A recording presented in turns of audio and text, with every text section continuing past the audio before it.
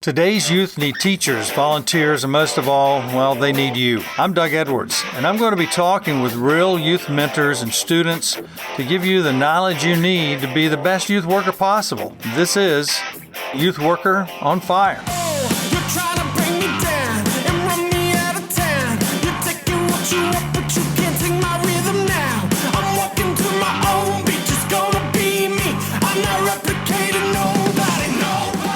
Hey, Youth Worker Nation, this is Doug Edwards with Youth Worker on Fire, and I am real privileged today to have one of my former students, and that is Alex Campione. She's still in college. I'm 21. 21, there you go. And so Alex and I knew her family before I knew her. I knew her mom, knew her dad, and then I think I even knew Chris, your brother, before you. Yes. And then we did a mission trip to the Appalachia poverty area, and she came with her friend Rebecca Budzinski. We were in middle school. We were in middle school, that's right, 8th grade. And then we have just kind of clicked since then, went on a lot of trips together, student ministry together, Fellowship of Christian Athletes. And she's at University of Florida now. She's a Florida Gator, majoring in biology, right? Yes. And and you're going into your senior year? Yes, I am. Finished up So your I'll be junior graduating year. a year from now. Crazy fast. Mm-hmm. So, Alex, catch us up to date. I gave him a little bit of your background. Well, okay. So when I started FCA and when I came to Eustis High School, I had some big shoes to fill. My mom, she talked a lot about FCA and the impact it had on her life. So coming in, I knew when it was dwindling, there was hardly anyone coming my freshman year. We were down to like maybe 2 people. Mm-hmm. It hardly existed. So I knew I had to bring it back. So that was really great experience when I was in high school. Mm-hmm. But as far as now, I'm in my 3rd year, or just finished up my 3rd year. I'm a double major in biology and medical geography. And I work in a lab right now, studying infectious diseases. And so that's... Sounds fun. Yeah, no, it's really fun. It is for you, right? Yeah, as long as I don't have the disease. But don't test it out on yourself. It's been great, and I've had a lot of really awesome opportunities to travel in the past 3 years. I studied abroad in New Zealand in 2015 and went on through Australia and Fiji and the islands there. And then this past year, I got to backpack through Europe with my best friend. I've had a lot of experiences in the past 3 years.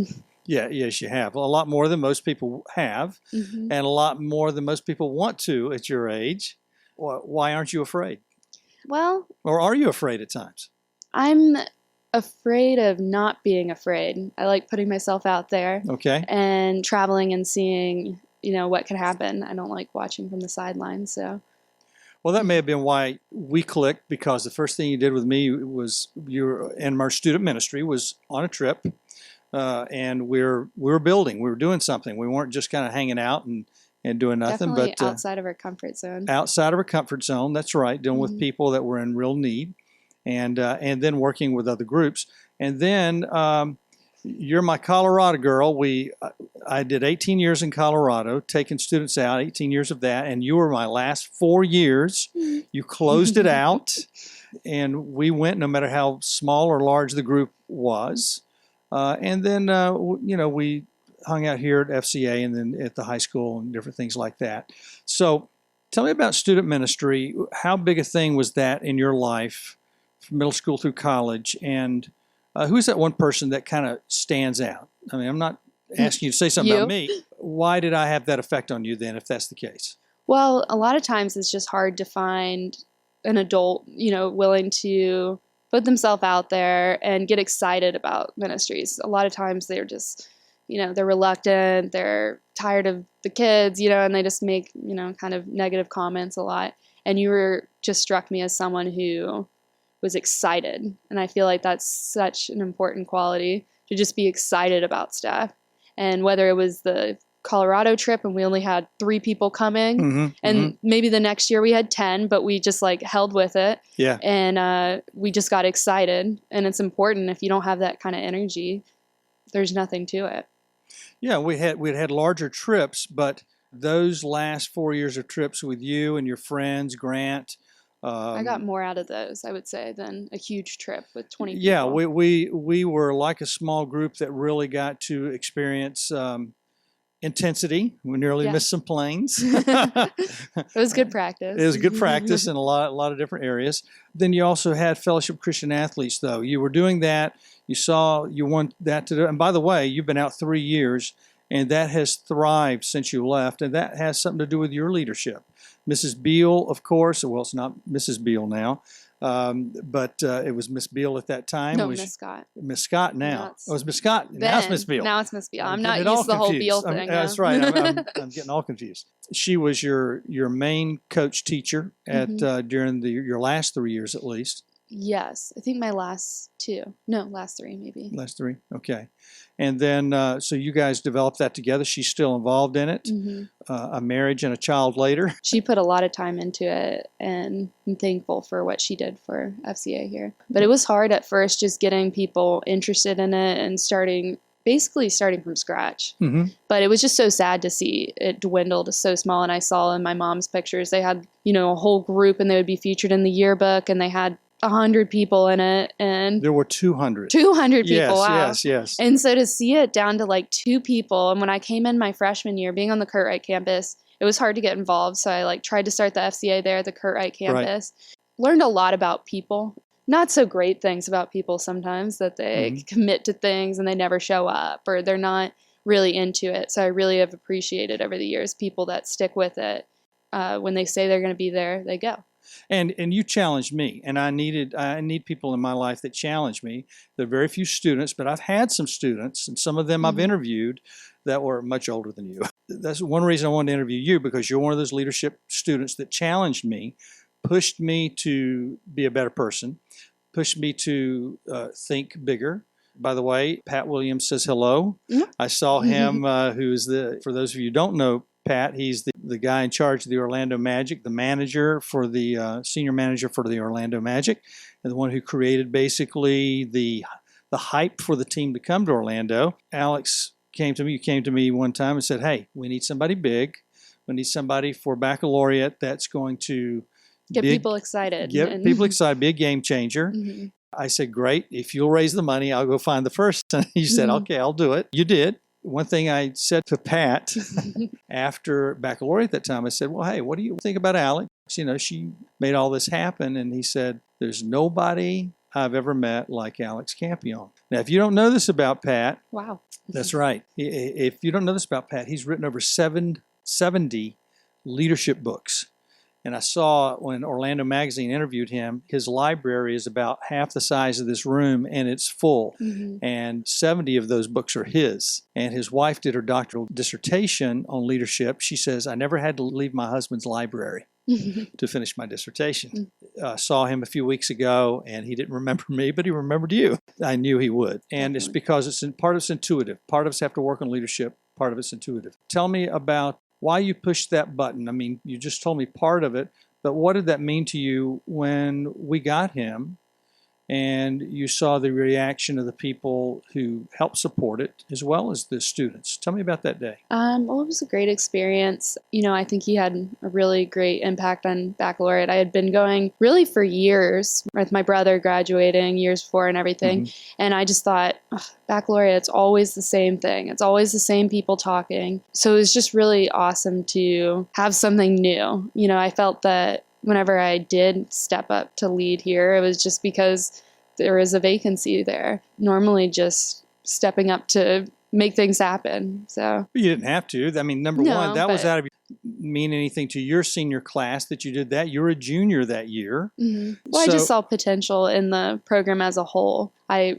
thought about how, a lot of the times this is one of the kids' last interactions, the last chance we have to reach out to them. And it's it's a good ministry, a good outreach there.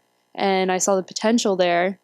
I just wanted to make it happen. Yeah. And Pat was going through cancer treatment at the time. And so you could tell that he was a little down in the weather a little bit. But what happened when he stood up to speak?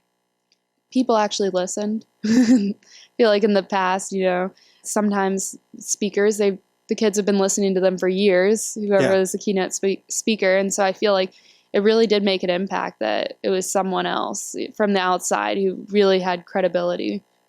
Yeah, and I noticed there's a kind of an electricity there. There Yes, was like yeah. a drawing in. Everyone was on the edge of their seats. So. Yeah, and he was, of course, an A++ communicator. But you did Yes. that. You made that happen. That's a norm for you. Travel was a norm for you. Pushing the elements were a norm for you. Did you ever get into trouble with friends and family and teachers, administrators, anybody, because you wanted to have everyone be more than they were? When I was in high school, yes. I don't think I was the administration favorite, but and why was that? Tell me about what leadership causes to happen in your life when you push beyond what people are used to. Well, I think initially people they get in the rut of things and they get used to doing things their way, and definitely isn't fun. And I can totally see where they're coming from when they're a teacher and they're being questioned, and I don't mean it in a way like that in any way, but questioning their authority. So there have been some shakeups, and I'm just like, we can do better.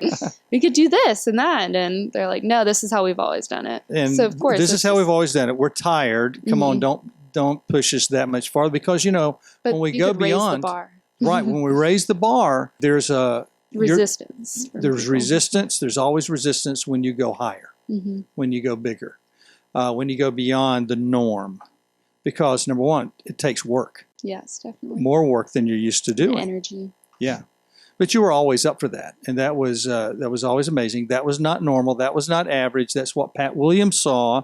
That's what I saw in you. That's what many. If I'm ever having a rough day, I need to call you. Yeah, that's right.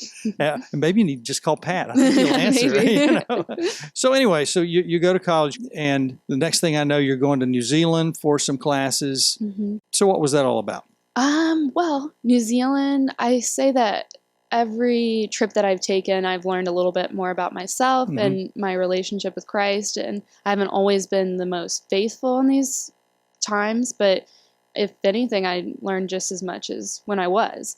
So I've learned a lot about New Zealand. Was an interesting experience just because the group that I was with, like most of them were, well, everyone was kind of a green conservationist type of person. And a lot of them weren't Christian at all, actually like pretty atheist, a lot of them. So it was an interesting experience where I hadn't been as faithful in the last year, in my freshman year of college. It was an interesting experience just because I just had this feeling, especially one time when we were looking out at the stars. Were amazing in New Zealand, by the way. And so we were laying out at night in the mountains all around us, and they're talking about, I feel that every religion is right in some way, and how can you tell someone else they're wrong, and these are valid points. But I had a feeling in my heart that I was like, no, you know what, I believe in Jesus Christ, and I really think he's an awesome I think he's something out of the ordinary and different from other religions. And it was a really cool experience for me, to step out of. Were you able to say anything like that to them at all, or? I kind of kept it to myself, but it was definitely like a really personal experience for me. Drove it home for you. Yes, definitely. Yeah. Where I have that, wherever I go in my life, like I know in that moment, I was like, no, I found in my heart that he's definitely there. Tell me a little bit about our ski experience, because I don't want to miss that. Tell me what some of your highlights were there. I just thought it was really great, the fact that we could do that, go out there with you, and you were always willing to go down like a black sometimes. Well, not always willing, but you did it. Yeah. With Grant and I would lug you places. Yeah, absolutely. But we would challenge ourselves, and it was just such a cool experience to be doing something out of the ordinary, out of the church, out of, a youth ministry room, and being out there in the real world. I feel like that had a really big impact on me, being able to go to another state and really be challenged to still pray at meals and, have a devotion in the breakfast room of the hotel. I just thought it was really neat. It opened my eyes to the possibility that ministry goes beyond your school and your church. Yeah, I loved being at 10,000 feet. Yes, yeah. With you guys, because you see things differently. Yes, we got to talk about just all the beautiful things we saw each day. I think my favorite thing on those trips, I think I don't know if we did it every single time, but we just talked about I forget what we called it, like our God moment. Yeah. God sightings. God sightings, Yeah. yes. Yeah. Mm-hmm. Yeah, we had a few of That's my those. favorite. Mm-hmm. Yeah.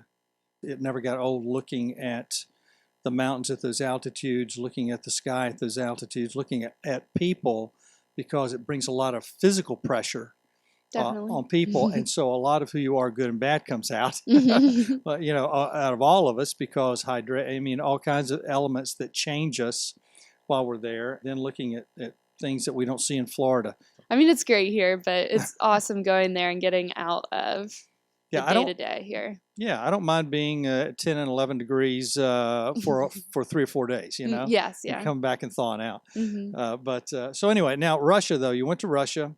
Was that last summer? Is that when you did that? Yes. And this time last year, I was in Croatia. Croatia. Mm-hmm. Tell me about Croatia and how you ended up there. My best friend and I, Grace, we met each other in New Zealand on this trip. I knew she's very adventurous, and I was like, okay, you're the person I've been looking for. I want to go backpack Europe, and you're the one. Okay. And she's like, yes.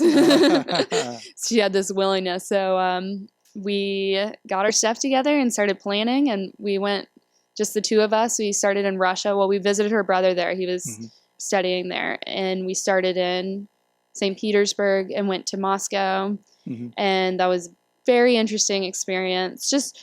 It was the first time that I've been in a country without the alphabet, but you can't even remember street signs. You're in the subway. You can't read them unless you know the signs, right? Yeah, so we learned a little bit. We learned the alphabet, but it was still, you can't just like glance, when you're, I don't know, in London or in the US, you can just be like, oh, I kind of remember that street. Right. This is whatever street. But there it's just like, it's impossible to remember these things. So it was way different, and hardly anyone spoke English. They don't care to know English. They don't want to know English. Yeah. They're proud people. And so that was interesting. Then we took a little bit of a holiday because that was pretty intense, down to Prague and down through Austria a little bit. We went to Vienna, and then we went to Croatia, where we had a 2-week mission trip there. Yes. So you did all of this hiking through Europe before you did the mission trip. Yes. And so how many weeks was that total? Well, and then after the mission trip, we went on. We went on again. Yes, we went through Croatia a little bit, took a ferry to Italy, traveled up through Italy, went back up through Germany, France, London, Dublin, and then flew out. So it was a long trip, but like along the way, we had to have these breaks. So it was nice going to Croatia. It was kind of like a break. Like we got to have a home setting. It was a really neat ministry. It was a couple from Boca. Yeah. And they... Somebody from Boca's everywhere. Yeah. Seriously. We were like traveling to the coast, and they ran into a woman who was from their church on a cruise there. Yeah. How funny. But so it was a couple there, and it was interesting, their ministry. The husband, he was the pastor there. He was very well learned. He did a lot of reading and very knowledgeable about the Bible. And his family was from Croatia originally. And so he had a heart for it. And while he was there, because they are a very secularist.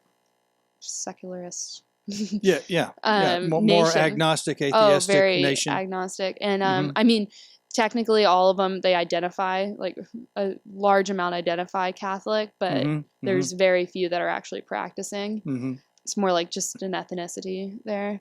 So I was very surprised by Croatia. It's very European, a lot of European influence, a lot of Soviet influence as well. But while they were there, they realized this need that there was these gypsy people, these Roma children and communities that were outside of these towns, and even living in some of the cities, they were shunned by the communities there. They're considered like the scum of that area. And they're a little bit darker in skin tone. They're like from India and places, but they've been living there for thousands of years. Yeah. But they have their own communities, and we went to them, and it was very shocking. It was kind of like, I was glad that those times when we went to Virginia and had that experience with the mountain folk there, and like in all the experience I've had in Guatemala with kids that didn't speak English, of course, and they actually have their own language, these Romi people. It's not even Croatian. And so there's a huge language barrier. Plus, I mean, everywhere you go, it kind of has like a Judaic influence on it. A lot of the countries you go to, the same values, and they did not. They were they had no rules. They had no religion. They stole from each other. They beat each other up. It was a totally crazy experience. And you're just dealing with these kids, and they're the happiest kids you've ever met, but they're living in complete poverty. And tell me about poverty there and the things you've experienced there. You saw some in Appalachia, a lot different than what you saw in Croatia, because I know the differences.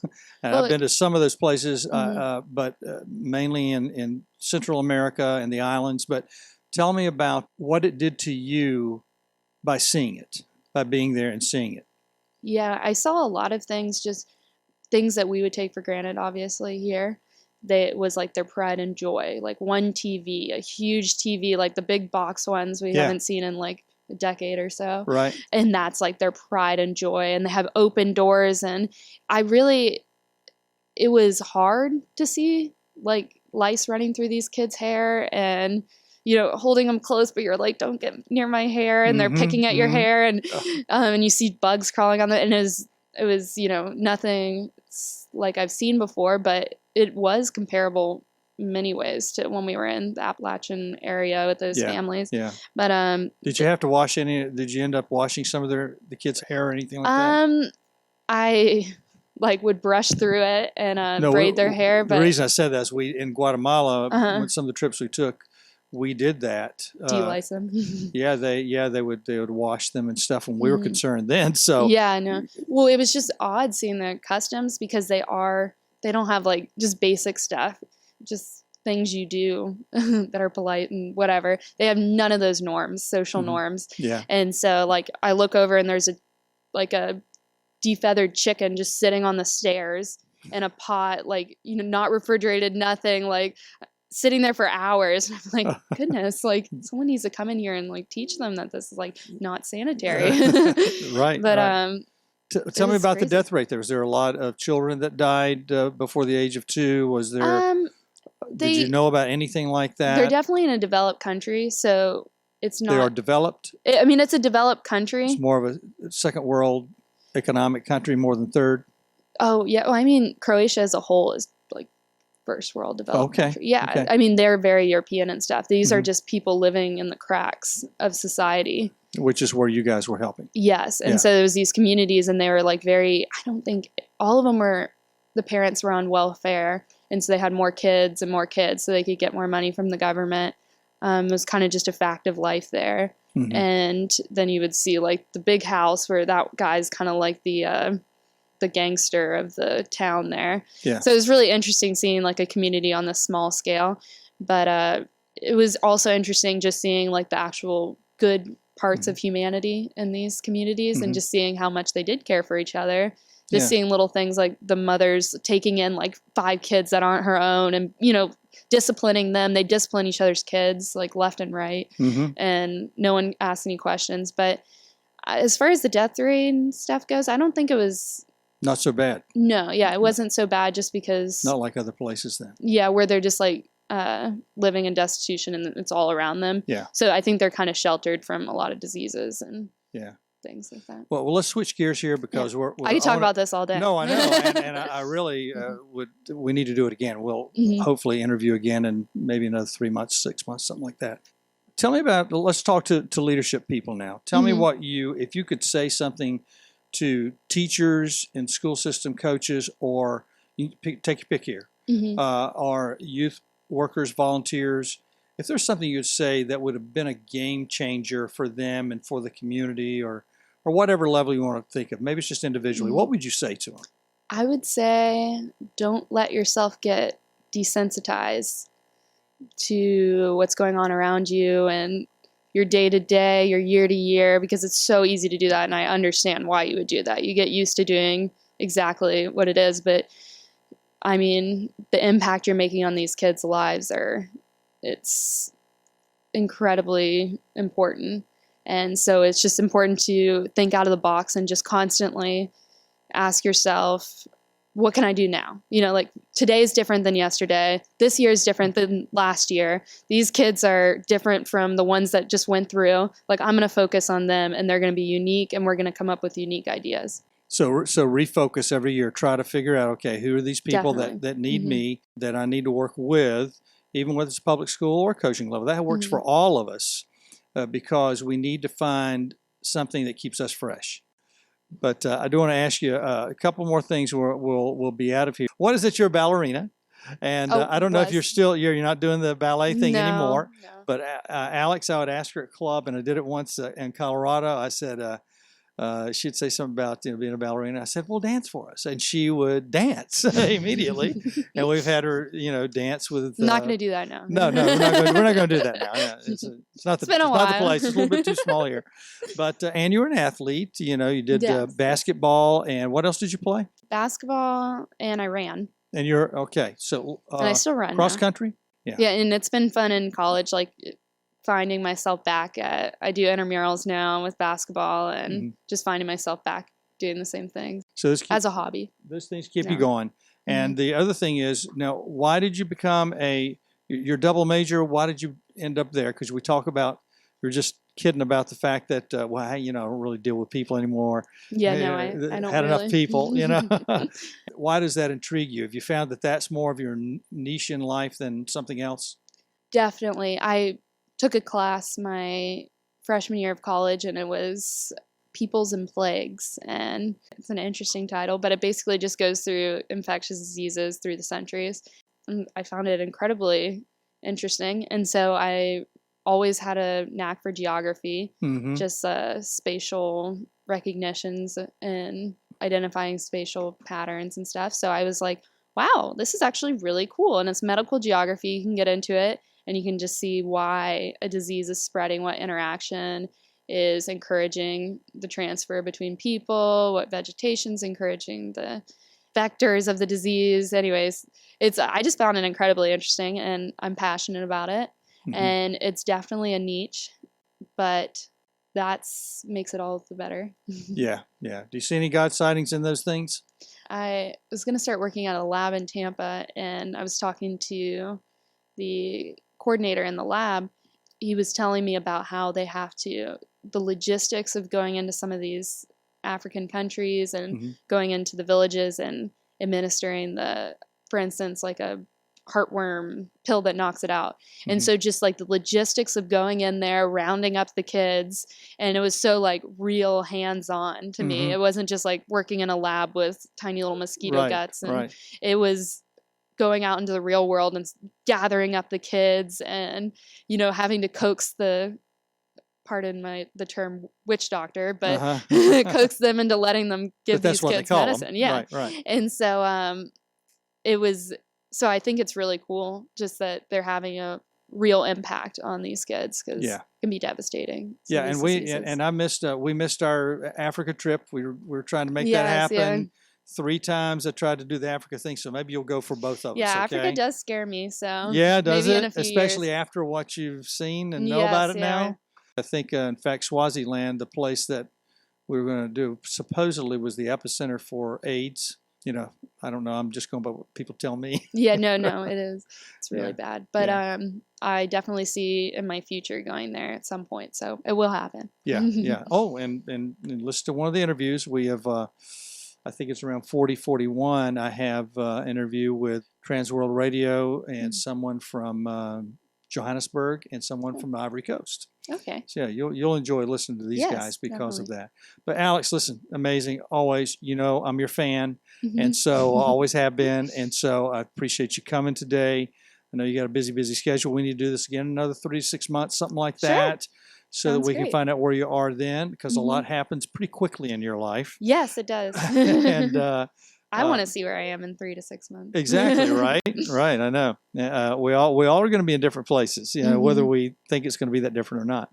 And so Youth Worker Nation, remember to look us up on Google Play, as well as iTunes, Stitcher, and tune in. All of these episodes eventually will end up on YouTube. Some are on there right now. And so Youth Worker Nation, Bye, Youth Worker Nation. It was great being on. Alex, good to have you. And Youth Worker Nation, good to have you. You've been listening to the Youth Worker on Fire podcast. If you like what you hear, please subscribe and tell your friends. Also, leave a comment and tell us what you think. Stay tuned for more informative episodes.